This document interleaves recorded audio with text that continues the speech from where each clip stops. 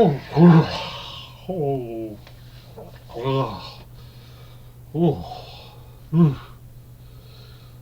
ah, oh, wow. Oh, uh, wow. I just saw Pin. Uh, this movie surprised me the fuck out of me. Uh, when I saw the poster, when someone posted the poster of it, when they recommended the movie to me, I was like, okay, that looks like a creepy ass poster. I was like, what is this movie about? Is this about like a doll that kills people? What? And then the movie is just wow. It is totally not what I expected. I mean, I expected, given it was the '80s, and I saw Terry O'Quinn, I'm like, oh fuck, here we go again. Terry O'Quinn, he's gonna do something nasty here. And I was like, yeah, he doesn't. Okay, I take that back.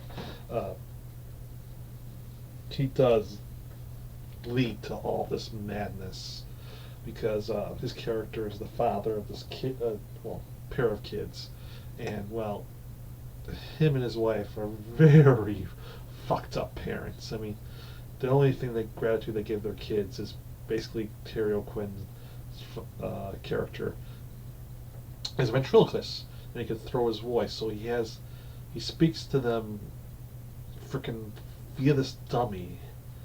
Why the fuck he thinks this is a good idea to do this throughout their entire lives, I don't know why.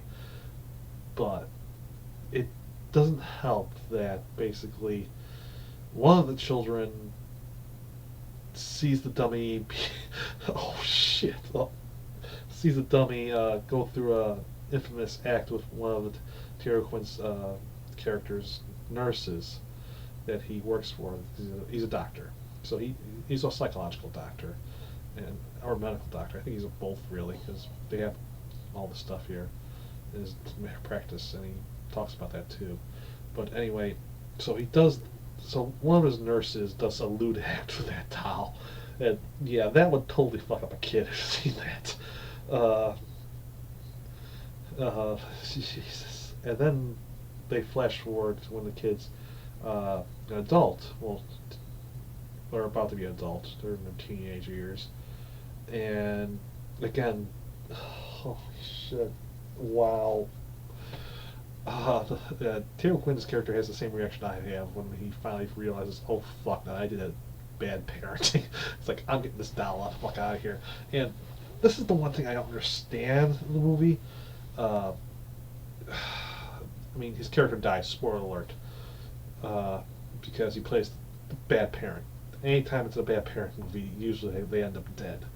And surprisingly, he died up early in the movie instead. I was expecting later in the movie. So yeah, he dies because I mean, this is the one thing part of the way I don't understand. Was the kid? Was it Pin? Was it the father's own subconscious that made this thing come to life? Because it just didn't make sense. I mean, the kid wasn't in the car when this happened, and there's no way he could have survived that fucking seatbelt. So I don't know that, but this was a creepy as fuck movie. I mean, this was masterfully done. I mean, it has this '80s slasher, I don't say '80s slasher, but '80s stock movie. Like, it looks like it was made in the '80s, and you're expecting a slasher movie, but it's not a slasher movie. It's a psychological movie. Wow, that's something you don't see in the '80s. Well, okay, '80s horror. I mean, the only other movie I could probably think about this right now, akin to this, ironically enough, is Manhunter, which I watched earlier this month because I bought it on Blu-ray. And this movie reminded me a little bit of it, psychological wise, but this movie was more psychological than that because this really went to the psyches of these kids, and it really showed them how they got so fucked up mentally, and how one of them was breaking out of that shell and the other one was regressing more and more into that shell. And holy shit, did he regress further into this movie? This guy, gotta be plaguing me because I know this guy's face. I've seen him in a movie, another B movie, another cult movie. It's bugging the fuck out of me right now because I know I've seen this guy's face. Probably Puppet. No, I wouldn't die like that laughing because of the Puppet Master series, but it can't be that. But probably something like the '90s too. I want to know what the fuck he is. I'm looking at Wikipedia for this afterwards because I know this guy was in something else. I know I saw. I don't know. I'll find out. But yeah, this was a creepy as fuck movie. I mean, the fact that the kid. I mean, the actor who plays this kid in this movie, the older version, he is so unsettling in some of these scenes, and just the fact what he gives the dummy a more fleshy look. It's like just when you thought that dummy could get even more fucked up looking and scary, the thing just gives you that, and holy shit. Oh, that was creepy as fuck. And yeah, there's lots of this creepy as fuck scene in this movie. This was really an unsettling movie to watch, and I was cringing a couple times in the movie. Even though there's no gore, there's no like over the top violence. It's all up here, and it's really unsettling to watch, and it's really makes the gears turn, and it's wow. And the voice the actor gives the freaking dummy too, the prosthetic thing is just creepy as fuck too. It's like wow, and you just, I mean, you understand these motivations of these characters and how this character got up to this point and how the other character got to this point, and you're like wondering how's this fucking gonna end? Is this gonna end with him fucking up everything? And oh shit, it does. And the most craziest ball ass scene was the end of the movie where the sister has had enough of this shit, and when I thought she took that axe to start swinging it, I was like, the movie just ends at the right moment. She's like, holy fuck, who did she just kill? Was it the dummy? Was it her own brother? What the? And then it just keeps on going. You're thinking, holy shit, she killed her own brother. Holy shit, she snapped too.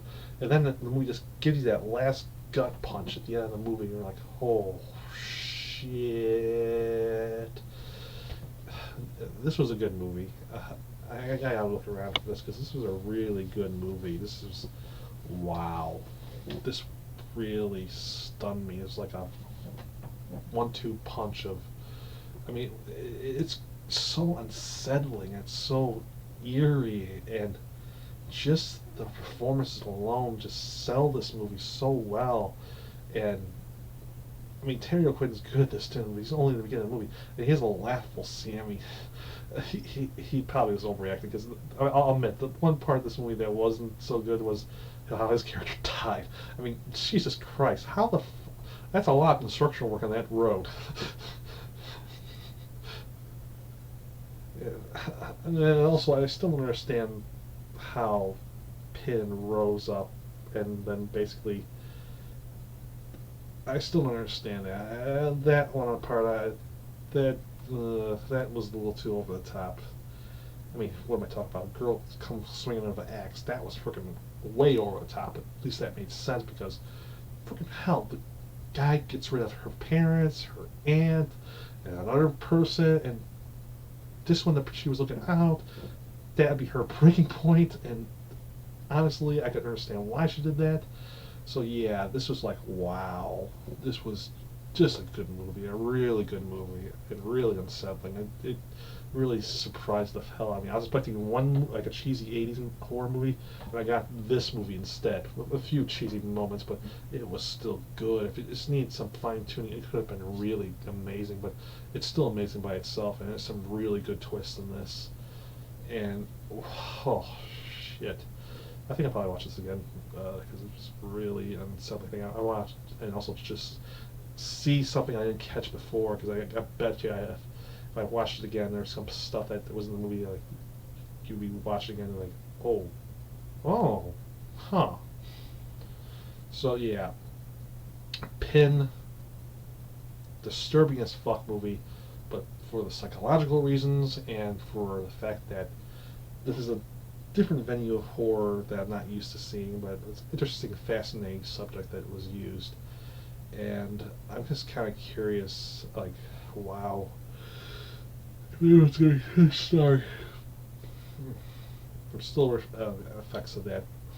My note: do not do this and having the freaking Cubs be in a World Series and also managing your own job, because it's like a lot of balancing act. I'm a little exhausted, as to tell. But yeah, this was a unsettling as fuck movie, and I'm kind of curious to see the next movie, Carnival of Souls. It looks like a freaking zombie movie, but I don't know. Maybe it'll surprise me. It was highly recommended by a friend who loves movies and has a very interesting taste in movies, so I'm kind of curious to see how that's going to turn out.